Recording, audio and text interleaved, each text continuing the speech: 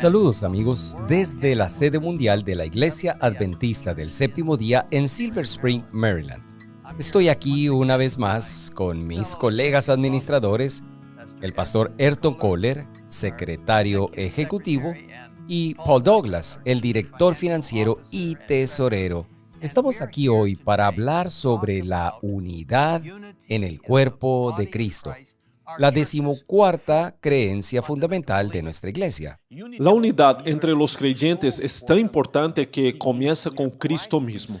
La noche antes de su crucifixión, Jesús oró fervientemente a su Padre en el cielo.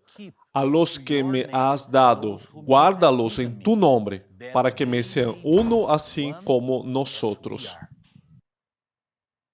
Y en su oración esa noche, Jesús no solo oró por sus discípulos, Él oró por ti y por mí. Como se registra en Juan 17, 20 y 21, Jesús dijo: «Mas no ruego solamente por estos, sino también por los que han de creer en mí por la palabra de ellos, para que todos sean uno, como tú, Padre, en mí y yo en ti, que también ellos sean uno en nosotros, para que el mundo crea que tú me enviaste».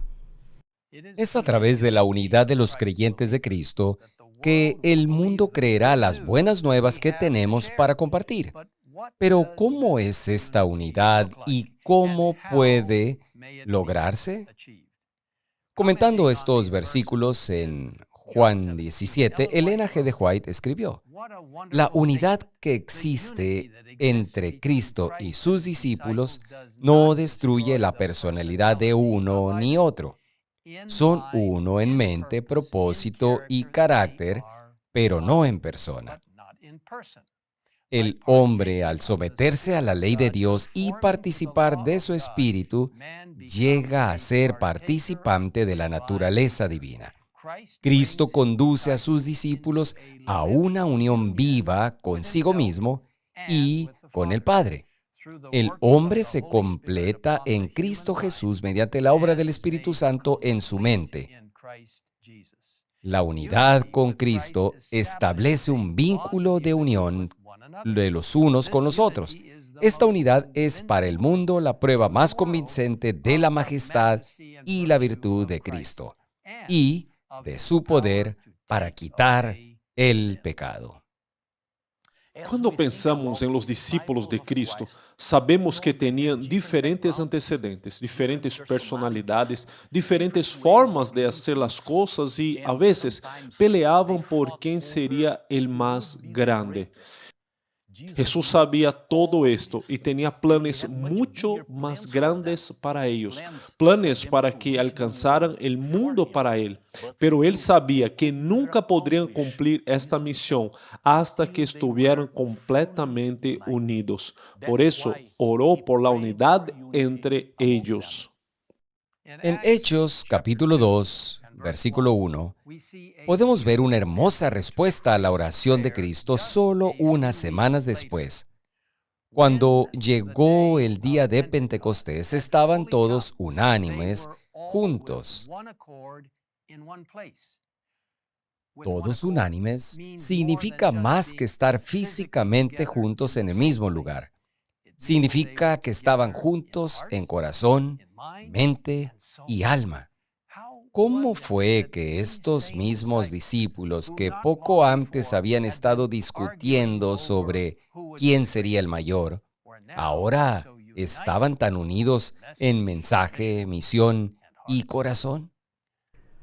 En el libro Hechos de los Apóstoles, Elena de White dice: «Mientras los discípulos esperaban el cumplimiento de la promesa, humillaron sus corazones con verdadero arrepentimiento y confesaron su incredulidad». Y luego dice: «Los discípulos oraron con intenso fervor, pidiendo capacidad para hablar palabras que pudieran guiar a los pecadores a Cristo, poniendo aparte todas sus diferencias, todo deseo de supremacía, se unieron en estrecho compañerismo cristiano». Estos días de preparación fueron días de profundo escudriñamiento del corazón. Ella escribe, los discípulos sentían su necesidad espiritual y clamaban al Señor por la santa unción que los había de hacer idóneos para la obra de salvar almas. Estaban abrumados por la preocupación de salvar almas.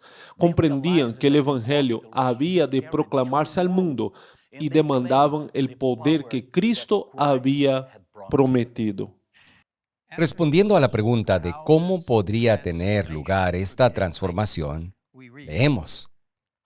Bajo la instrucción de Cristo, los discípulos habían sido inducidos a sentir su necesidad del Espíritu.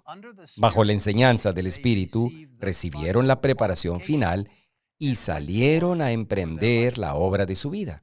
Ya no eran ignorantes y sin cultura. Ya no eran una colección de unidades independientes ni elementos discordantes y antagónicos. Ya no estaban sus esperanzas cifradas en la grandeza mundanal. Eran unánimes, de un corazón y un alma. Cristo llenaba sus pensamientos. Su objeto era el adelantamiento de su reino. En mente y carácter habían llegado a ser como su Maestro, y los hombres conocían que habían estado con Jesús. Este es el tipo de unidad que necesitamos en la iglesia de hoy. Aunque somos muchos, más de 22 millones de miembros, de cientos de nacionalidades y grupos culturales diferentes que hablan una miríada de idiomas, Dios nos llama a unirnos en Él, con un mensaje y una misión. Salvar a tantos como sea posible a través de su poder. Nuestra creencia fundamental número 14 lo explica así. La iglesia es un cuerpo con muchos miembros, llamados de todas las naciones, tribus, lenguas y pueblo. En Cristo somos una nueva creación. Las distinciones de raza, cultura, aprendizaje y nacionalidad y las diferencias entre altos y bajos, ricos y pobres, hombres y mujeres, no deben ser divisorias entre nosotros. Todos somos iguales en Cristo, que por un solo Espíritu nos ha unido en una comunión con Él y con los demás. Debemos servir y ser atendidos sin parcialidad ni reservas. A través de la revelación de Jesucristo en las Escrituras, compartimos la misma fe y esperanza. Nos extendemos en un solo testimonio a todos, y esta unidad tiene su fuente en la unidad del Dios Trino, que nos ha adoptado como sus hijos. Si ustedes desean conocer más sobre esta hermosa creencia fundamental, les invito a visitar el siguiente enlace que está aquí abajo en la pantalla. Hermanas y hermanos, hoy Cristo busca unirnos como uno en Él. Uno en mensaje, uno en misión, uno en propósito. El tiempo es corto. A medida que sigamos los pasos de aquellos primeros discípulos, dejando de lado nuestros propios deseos y ambiciones y entregándolo todo a Cristo, orando fervientemente por el derramamiento de su Santo Espíritu, Él vendrá y nos unirá de una manera poderosa, dándonos la sabiduría, fortaleza y valor para proclamar el Evangelio eterno a todo el mundo.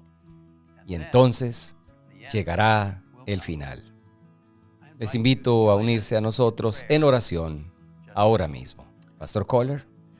Nuestro Padre Celestial, somos seres humanos con desafíos, pecados y muchas necesidades diferentes, pero necesitamos estar unidos a ti y unos a otros. Y Padre, te agradecemos por el privilegio de que nos hayas invitado a unirnos a ti en tu misión de salvar este mundo. Gracias por el privilegio que nos has dado y concédenos tu Espíritu para que podamos estar unidos como uno solo. Y Señor, que tu Espíritu verdaderamente nos haga a cada uno individualmente más y más como Jesús, para que tu misión se pueda cumplir de una manera poderosa, porque las personas verán a Jesús en nosotros. Gracias por escucharnos y gracias por unirnos en tu amor, en tu carácter y en tu misión. Oramos todas estas cosas en el nombre poderoso de aquel que oró en Juan 17 para que podamos estar en unidad, nuestro Señor y Salvador Jesucristo. Amén. Jesus Christ. Amen.